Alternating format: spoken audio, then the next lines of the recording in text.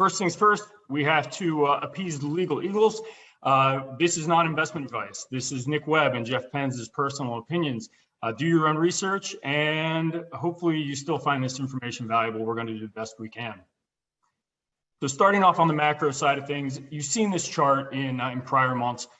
I'll breeze through it fairly quickly. What I really wanted to highlight is the fact that within North America, within Europe, things still look pretty darn good from a purchasing manager standpoint. We're seeing data in the high 50s, low 60s. So we're still seeing the growth rates come off a little bit. So I think a continuation of what we talked about last month, where the rate of growth is continuing to come down a little bit, but it's still growth nonetheless in those two regions. What I really wanted to point out was the fact that there are a couple areas of squishiness. One, if you look down 3-4 lines, China is showing a bit of softness. You look at the emerging markets, they're showing some softness. And I think a lot of that is relating to the fact that emerging markets are probably going to be the first ones to really feel the bite from severe inflation. I think it's no secret at this point that we are seeing some pretty swift inflation numbers out there. Russia, similarly, showing a little bit of squishiness. So nothing to panic about, nothing in deep red territory besides Vietnam.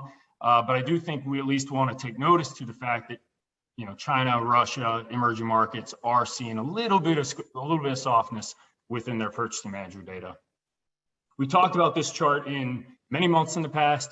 I'll try and go somewhat quickly through it, but it is a continuation of the same, which is China does appear to be continuing this effort of tightening its economy, reining in lending conditions, trying to reduce speculation, both in the equity markets and the housing market.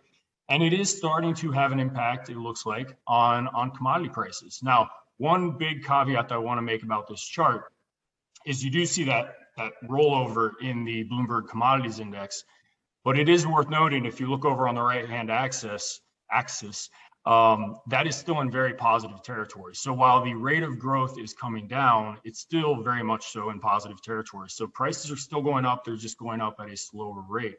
Now, if we fast forward a couple months from now, could we start heading into negative territory?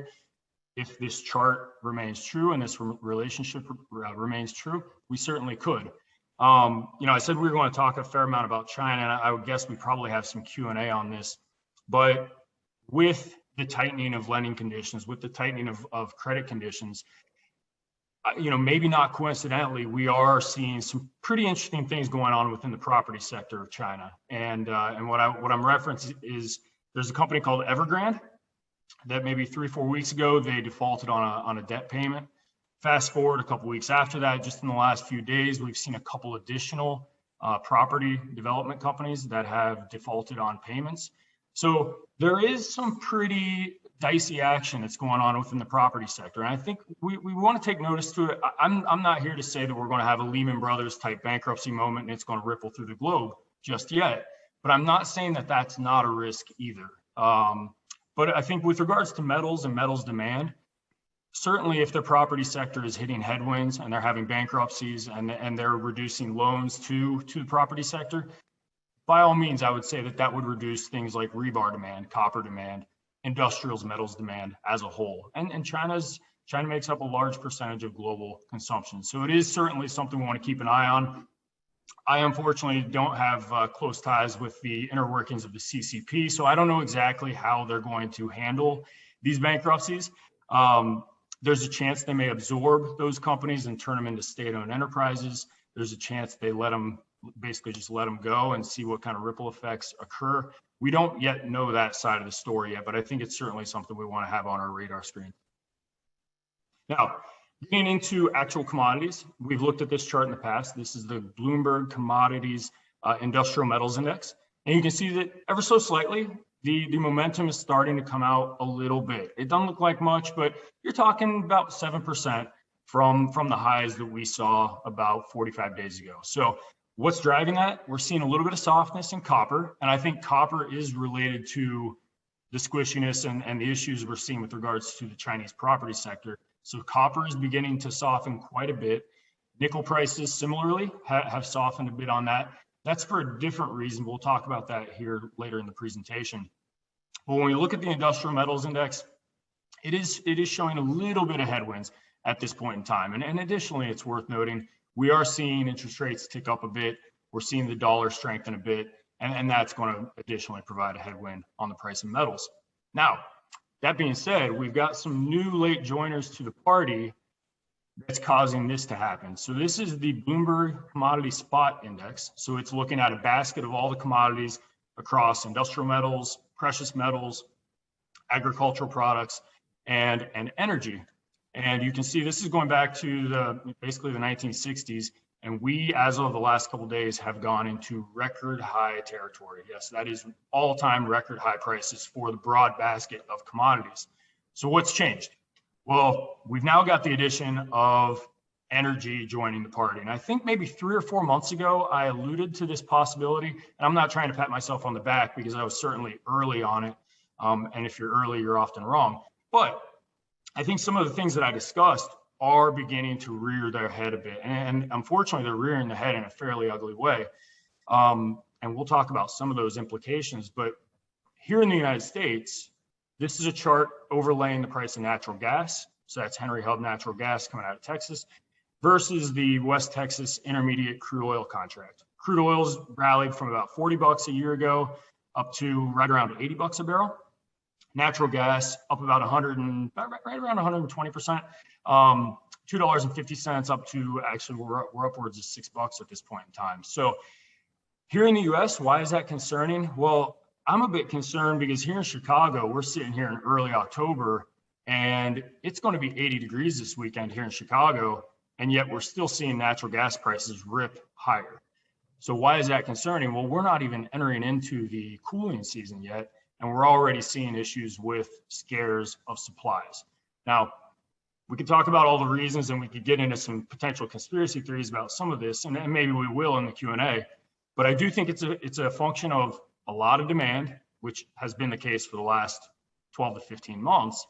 But I think it's coupled with this notion of, and I'm not trying to point fingers or anything, but as we roll into this ESG world and this new world of going more and more green, there has been a lack of investment in a lot of traditional fossil fuels. And I think some of that may be aiding the fact that if you're investing less in fossil fuels, there is a possibility or greater possibility of a potential short squeeze where not just within North America, but globally, you actually start having demand outpace the supplies that are available within fossil fuels.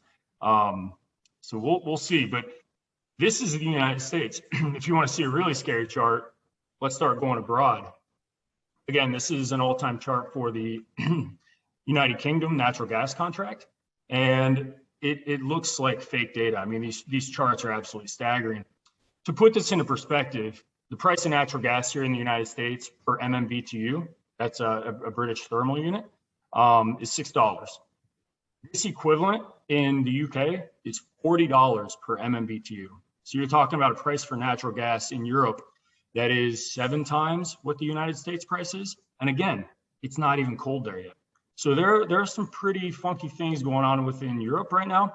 Additionally, within Europe, I don't have a chart on it, but gasoline inventories are dwindling ever so quickly. About a week ago, it was noted that about 30% of the gas stations within Europe didn't have gas at the gas stations, so they just closed. So pretty crazy.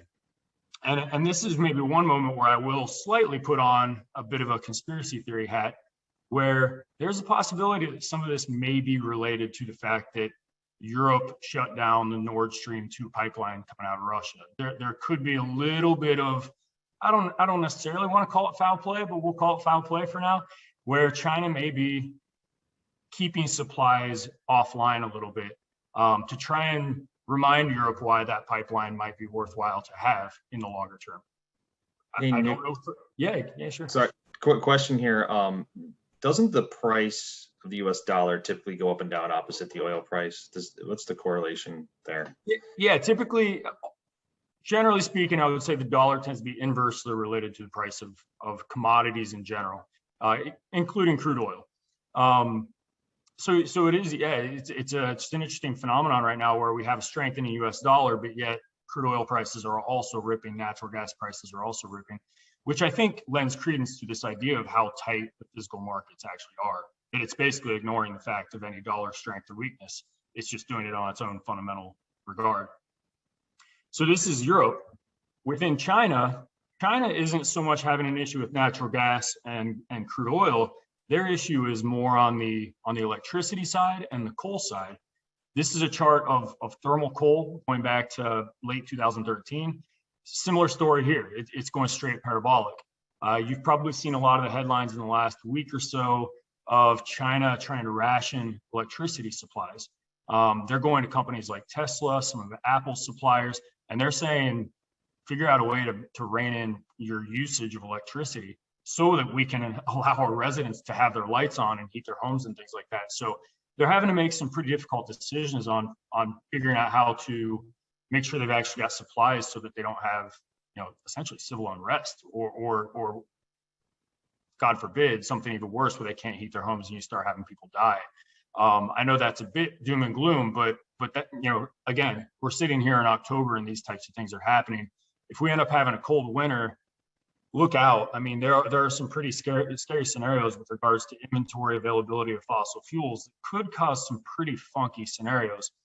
And I'm a little fearful, and this is maybe me being a risk manager, a little bit fear-mongering, but maybe not, where some of these issues on the energy side may potentially get so bad where these curtailments actually cause not just higher prices of metals, but unavailability of products.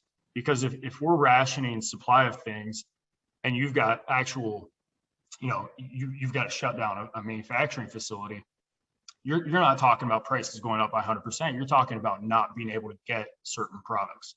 And we'll actually touch back on that topic here later in the presentation, specifically with regards to aluminum. But the energy space is getting very interesting very quickly. And so while I think base metals are actually showing some signs of loosening up and maybe turning the corner a little bit, other commodities are going the opposite way. So it's going to be a very interesting winter. If we have a cold one, it could get ugly, could get pretty dicey out there. So Nick, if I'm following along correctly, key takeaway here is energy prices, right, on the rise. United States, Europe, China, despite metal prices going down, the energy prices going up could have an impact on the availability of metals. It could be. It kind of goes twofold. I think on one side, obviously, it takes energy to mine metal. It takes energy to produce, finished metal, whether it's aluminum, nickel, stainless, whatever it may be. So there is a cost push component of if electricity prices go up, that's going to drive up the cost of making these products. In a worst case scenario, there's a possibility energy prices could go up so far that it actually breaks some of these supply chains. And if that happens, I would say it's actually a bearish scenario for demand and for global GDP. So it depends on how bad the scenario gets, whether it's going to be a bullish component or a bearish component. But I would say if whether you've got operations in Europe, Asia, or the United States, energy procurement is certainly going to be something that I think you want to keep a close eye on. That obviously wouldn't be with us, but with your own power suppliers, natural gas suppliers, I think having a close relationship with them over the next few months is going to be important. With all of that being said, we're going to switch gears ever so slightly. We gave Jeff a proper introduction already, so I'll just quickly kick it over to him. Jeff Penns, head of import for Ryerson. Thank you. I think that was a great segue, Nick, because, talking about not being able to get what you want, that's kind of the theme right now with imports. And what I thought I would do, obviously, we're probably going to have a pretty diverse group of people on this call and different levels of experience. So I thought I'd kind of start with the macro level of imports, and particularly focusing on shipping related to containers and ocean vessels. And I think by starting and understanding the global shopping cart right now, that 80% of the world's goods are moved by freight, by ocean, that puts it in perspective just how big of a situation we're talking about here. The next part there on the slide, the containers, when people talk about containers, they refer to them in TEUs, and that stands for a 20-foot equivalent unit. So if someone's talking about a 40-foot container, that's 2 TEUs, just to put it into perspective. The situation that we have right now, one of the main factors contributing to this shortage of everything that you mentioned before, the last major build of containers was 2005 to 2009. And the reason that's significant is the average lifespan of a container is actually 15 years. So what we have is the last major build. Those containers are coming due and they need to be replaced. They need to be upgraded.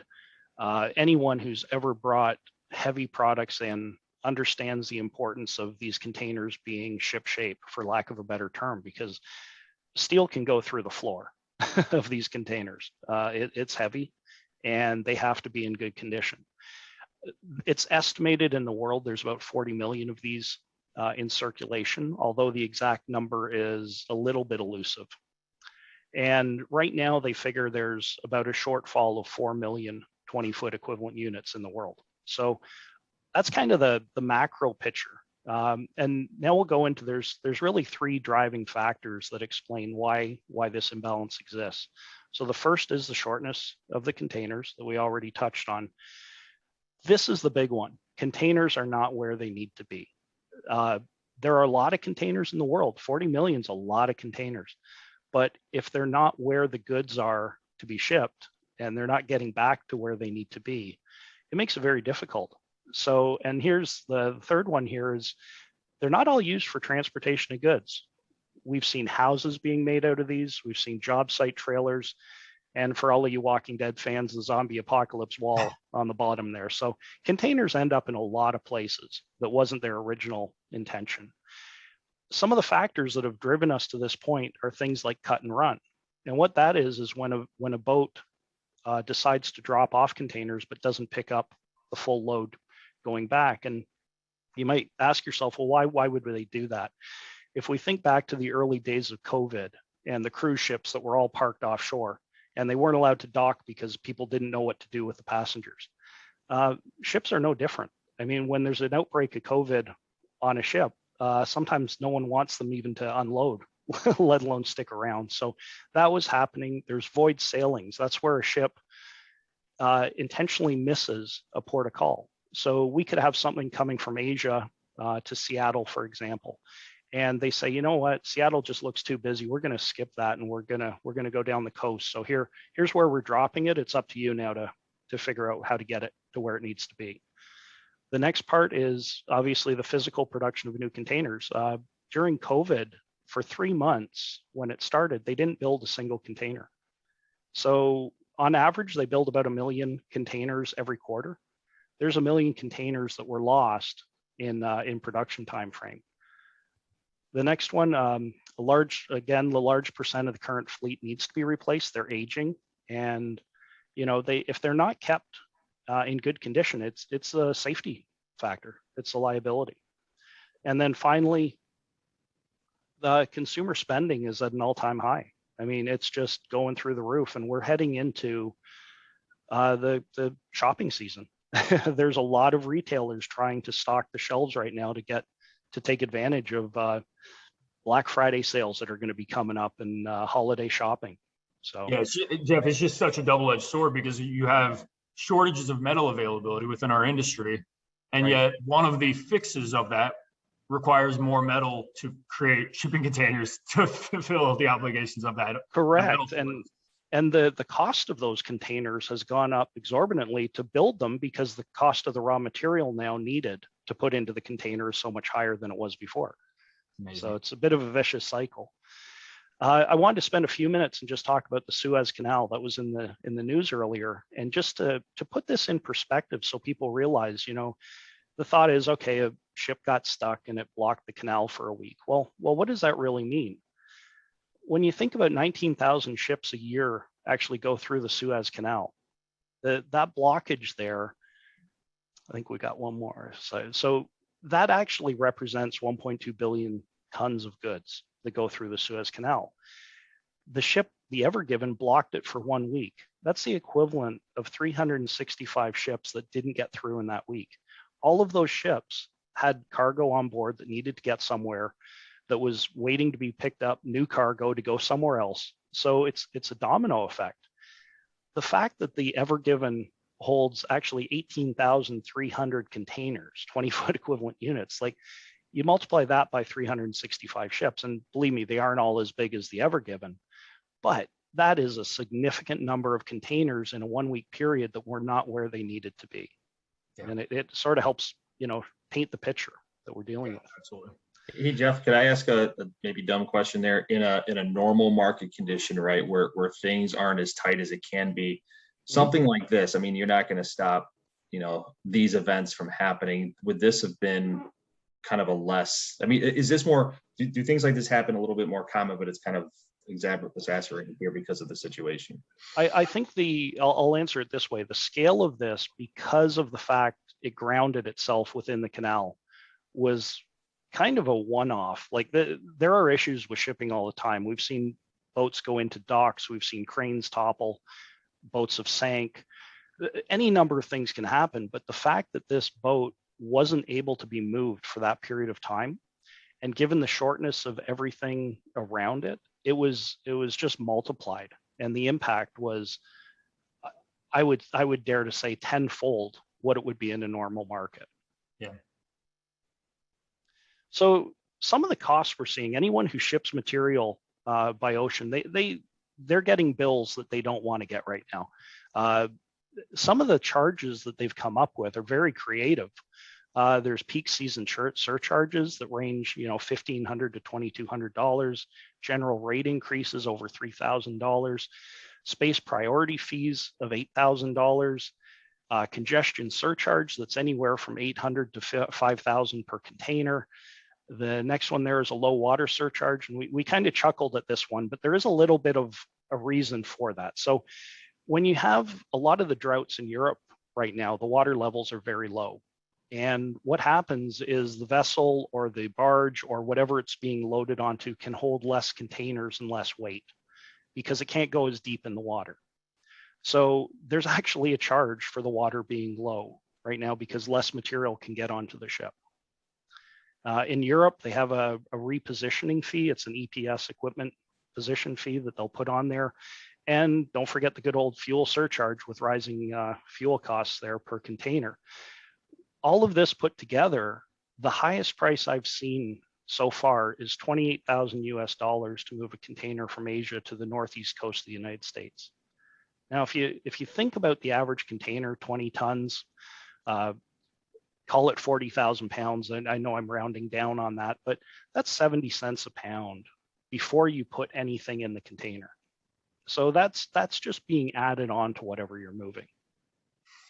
So Jeff, I'm curious. I mean, here we are just nickel and diming through 7 or 8 different surcharge mechanisms that are tacking on additional costs to the movement of goods and services.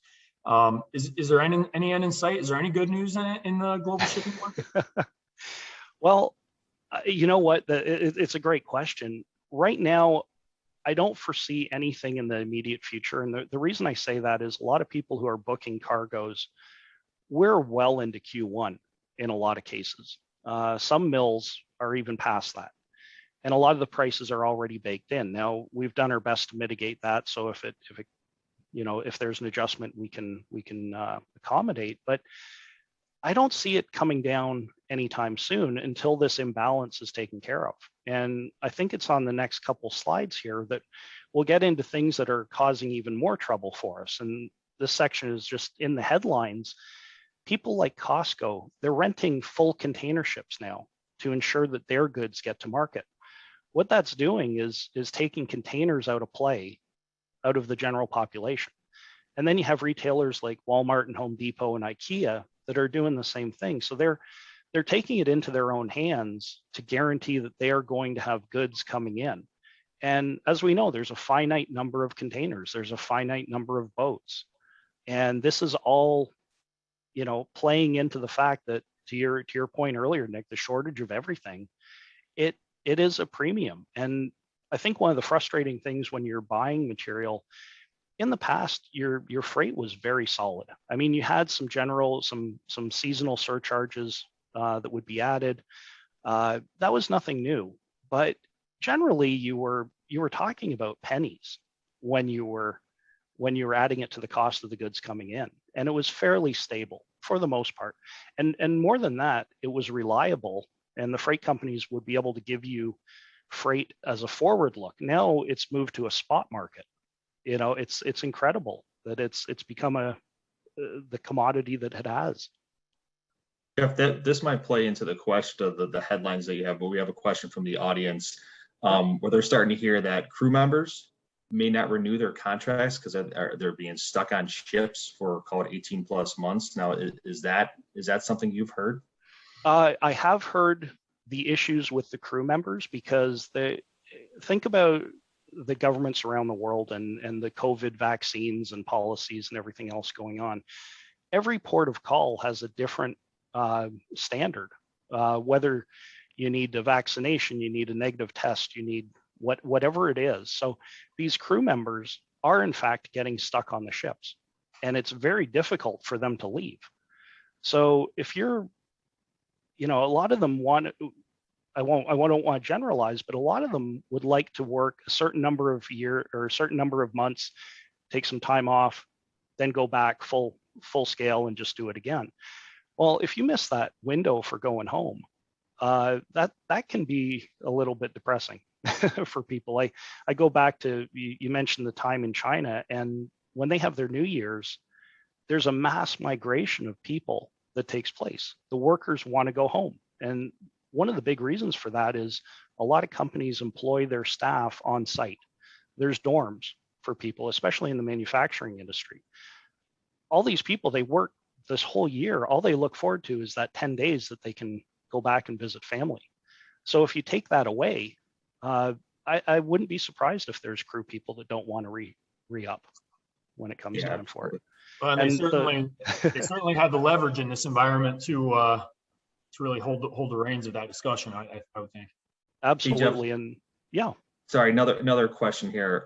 Just to back up, you had stated the 28,000 equivalent number you gave. Was that $70 a ton, $700 a ton? What was that? The $28,000 for a container, and I was saying that was about 70 cents a pound based on 40,000 pounds. 70 cents. Okay. Yeah. Thank you. And just the last point there. So if you were fortunate enough to get your freight, let's say to Long Beach, well, right now there could be as many as 500,000 containers ahead of you waiting to unload. And then I've heard stats in Long Beach, and this is crazy, as much as 18 loads for every truck that is available as far as pulling it off the dock.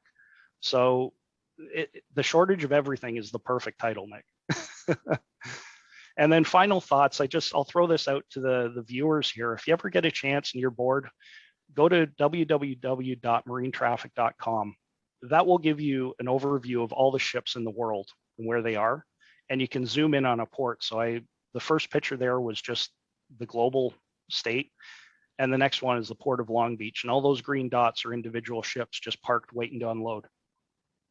So you think about in the sense of the Ever Given with 18,000 containers plus sitting there, and you have all of those dots waiting to waiting to offload their goods. It kind of puts it in perspective as to why we have an issue right now. Makes you wonder if we're going to be able to have a Christmas and import any of these products by end of year. But Jeff, maybe really good information. We're going to keep Jeff around till the end of the presentation for more Q&A. I'm sure there will be more questions, but before we do that, we're going to hop into each one of the individual metals. But again, Jeff, thanks for your contribution. Really good information. Thanks a lot. Appreciate the opportunity. So we're first going to touch on the stainless side of things, where I'll be relatively brief. That's not to say that there's not a whole lot going on within stainless. I just think relative to the carbon world, aluminum world, there's less. That's not to say that the prices are coming down or loosening up all that much. If anything, finished stainless markets are getting tighter. We're seeing base prices on the rise. A little bit of good news, we are seeing nickel prices soften a bit. I would say some of this is stemming from the curtailments of electricity usage in China. That's causing just less consumption of nickel-related products, whether it's into electric vehicle batteries or into the actual production of stainless steel. So the market thus far has been weighing that in a negative light over the last couple of weeks. So we're now seeing prices, closer to $8 a pound, where we had been in excess of $9 just a month ago. Similarly, and this may not look like much of a reprieve, but we are seeing a little bit of a rollover in the price of molybdenum. We had been, chopping right around 19 to 20 bucks a pound. We have seen a little bit of softness on that. So, we'll see if this continues back to the downside, but just ever so slightly, a little bit of softness on the molybdenum side. Counteracting a little bit of that, I don't have a chart for it, but the price of chrome is expected to reset higher in the month of November. It's not a massive increase, but it is an increase. It's going to be about 15% quarter over quarter. So it's going from $1.56 up to $1.80. So that'll offset some of the weakness we're seeing in surcharges for nickel, molybdenum, and scrap as well. But then, as I mentioned, the base price side of things on stainless is still very much so on the strength side of things and very well supported and going higher. That being said, a little bit of good news here. It does appear as though the market is hitting a little bit of an inflection point. It's why I am now beardless for this month's Cup of Joe. You can see it ever so slightly here within the futures data. We have kind of flattened out, and this is the front month futures contract, but we are seeing it head a little bit lower. You'll notice that the front month futures is trading at 1880, and you may, if you're a subscriber to the CRU, you may know that the CRU isn't at 1880 yet. It's actually in excess of that. So what is that saying? That's saying in a very not too distant future, the expectation is that the market is thinking that the CRU for the month of October is going to average at 1880. So we would have to see a continuation of the downward move that we saw in CRU hot roll prices this week to the downside in order to fulfill that average of 1880. We'll have to wait here a couple weeks to see how that plays out. But you can see as we look at the U.S. relative to the foreign markets, and I would guess this may prompt some questions for Jeff later in the presentation, but there's obviously a massive gap between U.S. prices, foreign prices within Europe, in the orange line, and then the blue line, which is China. One thing I did want to note, because we always get this question about automotive, and if automotive in the U.S. is weakening, why aren't we seeing steel come due? I did just in the last couple of days get a little bit of intel from Argus, which is a subscription company. They've suggested that at least within Europe, they are starting to see a little bit of that phenomenon happening, whereby auto production has gotten so weak that some of the automakers are actually putting steel back to the mill. They're giving it back to them. So while we're not seeing it here within the United States, it does sound as though a little bit of that is happening within Europe. And that may be, part of the reason why we're seeing some of the softness in the European indexes the way we are, as you can see here in this chart here. But no doubt about it, there's still a massive gap between US prices and foreign numbers. Now, we always look at this chart looking at month over month futures contracts. The green line is last month, and look at that. It's a Christmas miracle. We have futures prices that are now lower on a month over month basis. And that's basically been the first instance of that since 2020. And it's to a fairly large degree. Now, a couple things that I want to point out within this chart. One is obviously the downward slope is pretty severe. Is that actually going to be how the market plays out? I don't know. I will say that we're seeing a pretty interesting phenomenon when we look across the different index providers. They are publishing data that's a bit conflicting to one another. And what I mean by that is, CRU one week or this week came out down 45. Last week, they were higher by close to $30, but yet Steel Market Update was showing indexes down. This week, CRU is printing indexes higher. The only reason why I bring that up, it sounds a bit confusing, but ultimately, there's a bit more choppiness and volatility in the data points that are coming into the indexes. And so I'm not ready to full on call this, the end of the rally, but it may be. And the futures market is certainly saying that it is. But one thing I did want to point out is the trajectory to which this futures market is forecasting prices is actually in line with what actually transpired in 2008, 2009. So the last time we had record high steel prices, when we started to taper off and eventually crash because of the financial crisis, the trajectory of that price decline during the financial crisis is actually almost identical to what's currently being priced into the futures market. So the reason why I bring that up is because if that's already being priced in, then I guess isn't the worst that we could expect already priced into the market? And to that point, I will say that over the last 30 to 45 days, we've seen a lot of customer hedging activity of customers looking out to next year's budgetary season and saying, hey, I can lock in and guarantee myself a whole lot better price in carbon markets than what I can achieve today in the spot market. And they're taking portions of their their forecasted buy, and they're going out and they're hedging those prices, because right now the forward market is offering pretty darn advantageous prices. Are they going to end up being good numbers or bad numbers? I have no idea. But right now it's a pretty aggressive downside forecast within futures markets. Nick, this seems like a good point for a question here from the audience based on just some clarifications in price. The customer is being told that plate pricing will increase over the next 3 months. And the question they have is flat rolled market different than the HR plate market? It's a good kind of level question. Yeah. Definitely a different market, definitely different applications, but generally the two are correlated. I mean, you're still talking about an industrial use of carbon products, so the two should be pretty strongly related. I will say that as a general rule of thumb, we tend to look at plate markets on a slight lag to carbon sheet markets. So maybe a 1 to 2 month lag. What happens within carbon sheet eventually happens within plate. I don't have a great rhyme or reason as to why that would be, but the two are correlated just with seemingly a lag. So using that proxy, that lag mechanism, yeah, that would suggest we could see higher plate prices. And I would say, based on commentary from the mills over the last couple of months, that is the expectation, is that they're trying to get price increases pushed through on the plate side. Jeff, I don't know if you have any additional color on that, since you actually have some more discussions.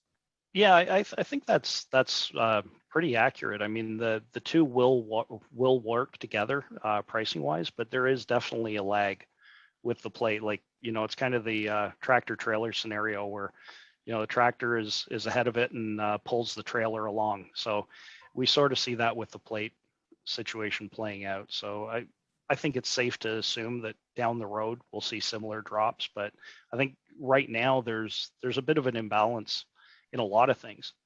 You've touched on scrap and things like that as well, and the correlations that used to exist, they kind of went out the window, and we're waiting for them to come back into play at some point. And just extending on that a little bit, I know this wasn't part of the question, but it is worth noting that while CRU hot roll prices declined by $45, cold rolled prices actually went up, and galvanized prices went up. So, we as we roll through what may be a transitionary period, which I tend to personally think we are in that transition period.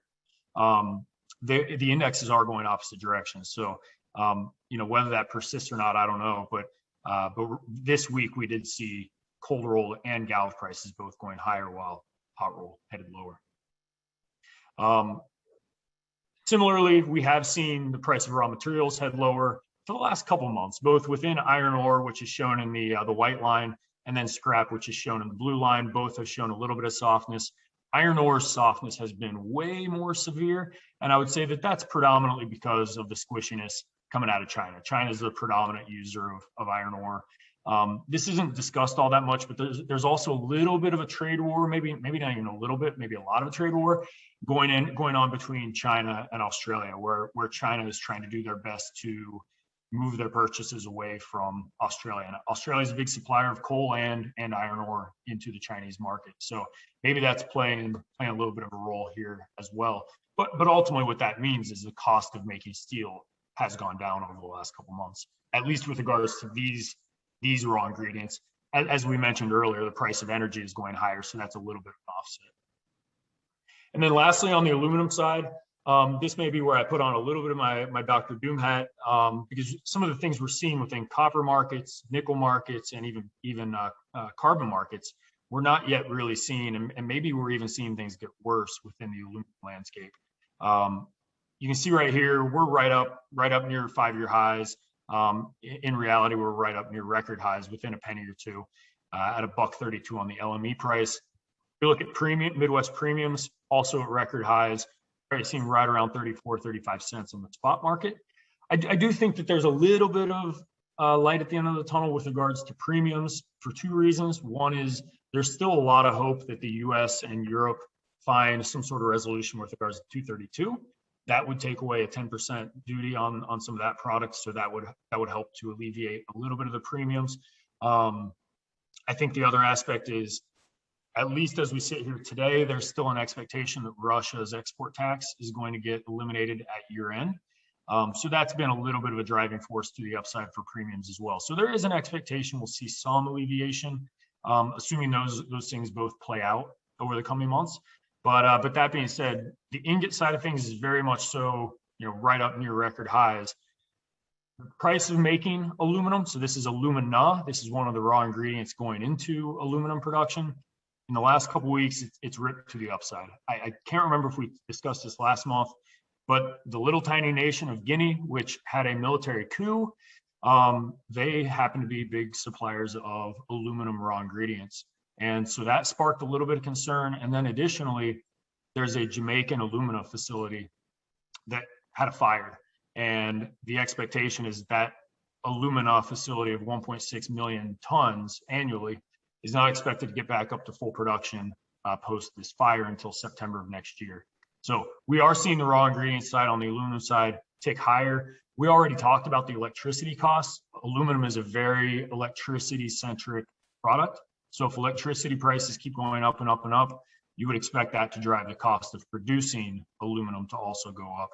And then maybe the worst of all of it, this is the very last slide of the presentation, and I hate to leave everybody with a bad taste in their mouth, but this is a very fresh, fluid situation. And I never would have thought that I'd have to be, reading about the magnesium markets, unless we were starting to make our own fireworks or something.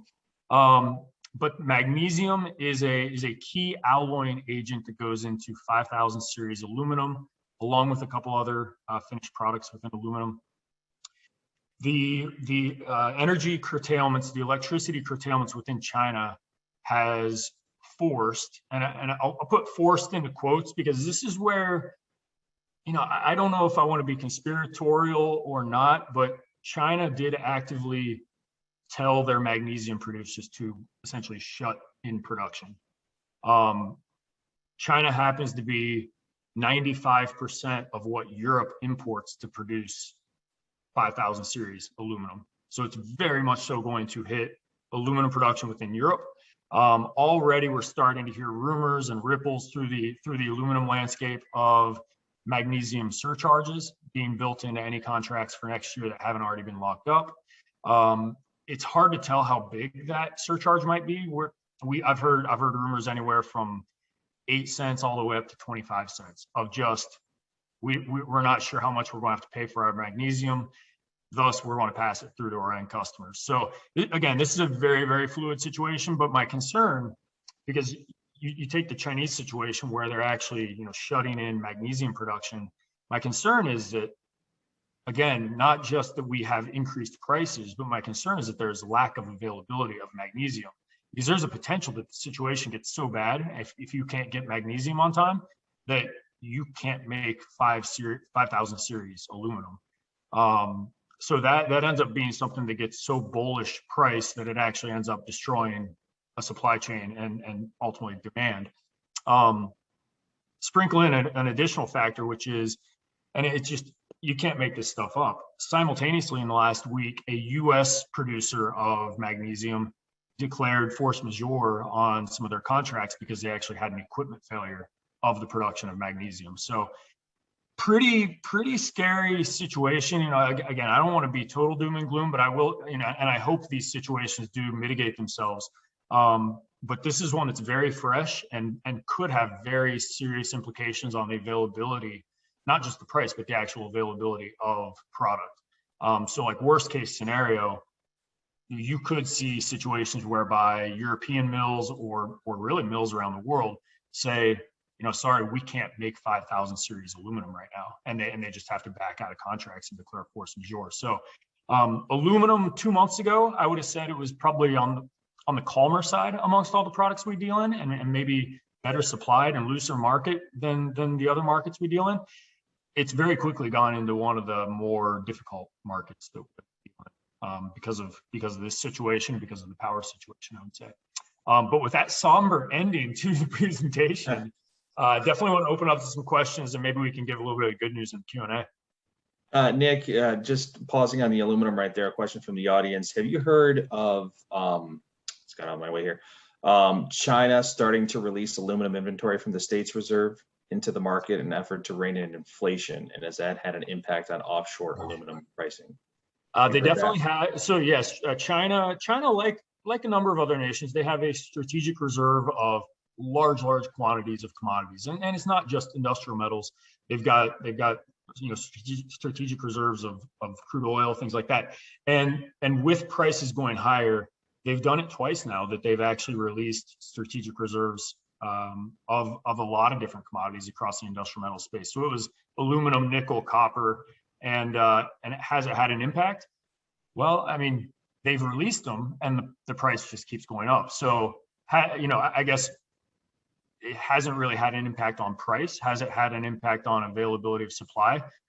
I mean, it just seems to get gobbled up like it's nothing. So, yeah, they have been doing that already. And even, I mean, taking that one step further, the United States is even having discussions right now over the last 24, 48 hours about potentially releasing crude oil strategic reserves here with the United States. So China's not the only one trying to stymie inflation with some of these levers they can pull.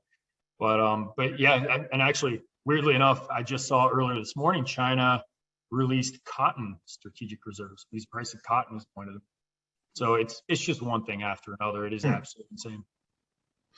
So we sprinkled in some questions along the way, but here's some questions from the audience here. This is actually for both of you. Do you think labor shortages are beginning to soften? And in particular to Jeff, are we seeing labor shortages in dock workers? I would say there is a labor shortage on dock workers. Definitely. I was trying to find it in advance of this call because I actually heard yesterday someone say that in LA, one of the reasons for the big backlog was that they were working no overtime and they were not working weekends. And a lot of that was due to the shortages of workers that were available.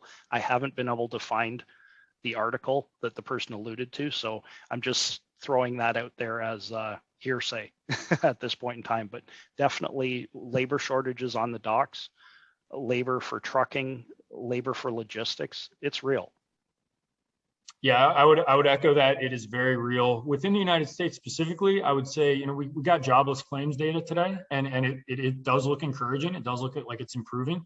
Not to get too political, but I think with the removal of many of the subsidy programs and assistance programs coming off, I do think that has kind of lit a fire under some people to say we should start to get back to work and make an income again.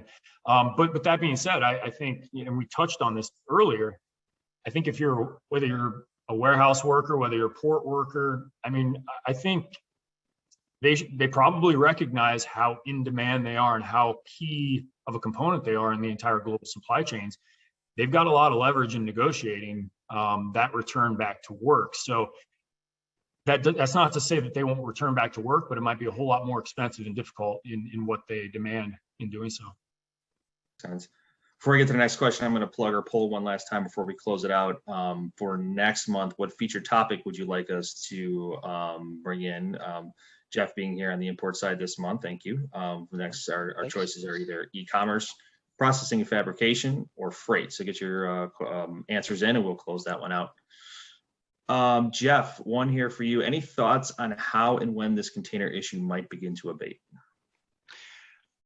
Honestly, I think that the prices are at such a high point now, people have to start rationalizing what do they really need.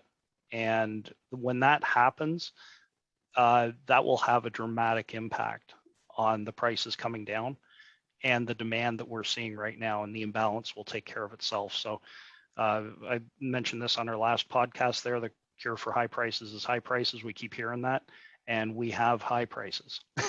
So I think we're solid into the first quarter. Beyond that, I think we're going to see some softening because it just has to come at some point. Sense. Nick, back to stainless for a moment. I know we talked about chrome and molybdenum and all that, but do you have what's the outlook for stainless? It just says what's the outlook for stainless. I assume that means finished product. Any idea what the outlook is? And I may kick the question over Jeff here in a second to add any color he might have, but I will say, lead times are still extremely extended within finished stainless products. Don't really show much of a sign of abating just yet. I think we've talked about this in prior podcasts, but there is an element of a potential eventual hangover. And what I mean by that is this notion that a lot of people, redid their kitchens and bought a bunch of new appliances and things like that because they got a lot of stimulus money and they had a lot of time on their hands to do so. I think those things are still feeding into the demand side of the equation, which is keeping lead times extended. I have a longer term forecast that would say at some point appliance purchases probably taper off fairly hard because you just don't need more of them. But no, I would say at least as far as the eye can see right now, lead times are extended and don't look like they're fading. But Jeff, I don't know if you have additional. Yeah, no, I'd agree with that. We are seeing a bit of a trend for the mills to want to produce more vanilla grades of stainless, if you want to call it that, your 300 series, and a little bit less of the 400 series. So that in itself is creating some pockets and some opportunities around the world where people are scrambling to get what they normally would. Jeff, this one to you. Do you anticipate the power shortages, China, that we talked about earlier, could further drive ocean and port delays? Absolutely. I mean, everything that you do to disrupt the supply chain will have an impact on it. The power shortage in China is nothing new, though. I mean, they've had rotating blackouts for the past 10 to 15 years in limiting energy consumption. Whenever the Olympics are coming, as Nick mentioned, the best way that they have found to clean the air is just stop polluting it. So they really ration the energy, and they try to put this image up in front of the world of a very beautiful blue sky. And if that means you don't run a factory for 4 months before it, so be it, because they can do that. So we've got a few minutes left here. Got some really good questions too, and if we can't get to them, we're going to try to send you the answer. But before we sign off, results of our poll looks like processing and fabrication received more than half the responses. So we'll work to get that on next month. Talk a little bit about labor, about processing and such. But I want to leave it to both Jeff and Nick to kind of give some closing thoughts here. I will remind everyone that a full recording of this will be available on our YouTube channel and on the Gauge beginning tomorrow. And there you see the results. I know I'm seeing them. Hopefully everybody else is as well. Processing and fabrication at 38% for freight, 8% for e-commerce. So we'll get to that. So in this kind of, we have some questions here about, what does it look like going forward? And they're kind of in the sense there is one here, Nick, someone wants you to grow a mullet if the peak dissolves. We'll we'll allow that up to you.